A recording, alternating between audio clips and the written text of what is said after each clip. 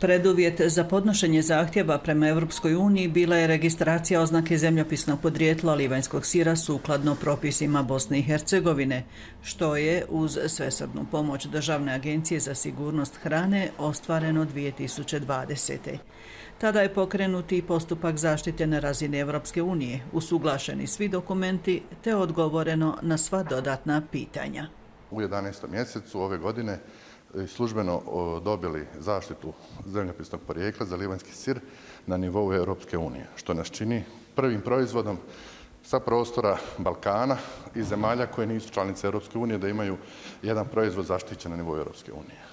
Mislim da smo time stavili krunu na jednu tradiciju dugu 150 godina. Definirali sve bitne značajke proizvodnje, od kvalitete i podrijetla sirovine, tehnologije proizvodnje, svojstava proizvoda, sustava kontrole, pa sve do finalnog oblika proizvoda.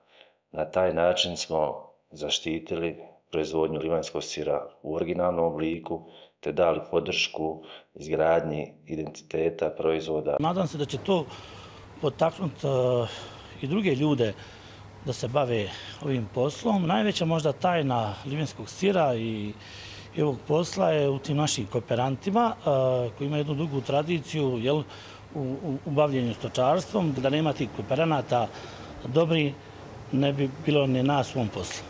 A tajna snažnog mirisa i posebne arome punomasnog tvrdog sira je i u mlijeku koje dolazi sa ovih krških područja na kojima ovce i krave u bukvalnom smislu riječi pasu ljekobilje. Taj biodiverzitet daje ono nešto zbog čega livanjski sir redovito osvaja medalje na prestižnim svjetskim natjecanjima. Posljednja nagrada stigla iz Portugala sa svjetskog prvenstva u sirevima, poznatom kao i Oskar za sireve. Na natjecanju je bilo preko 4700 sireva iz 47 zemalja. Naši sirevi osvojili su 4 medalje. A posebno su ponosni što je u kategoriji tvrdih kravljih sireva tradicionalni livanjski sir 4. godinu zaredom osvojio srebrnu medalju. Srebrom je nagrađen i tvrdi kozji sir, dok se dimljeni livanjski sir okitio broncom.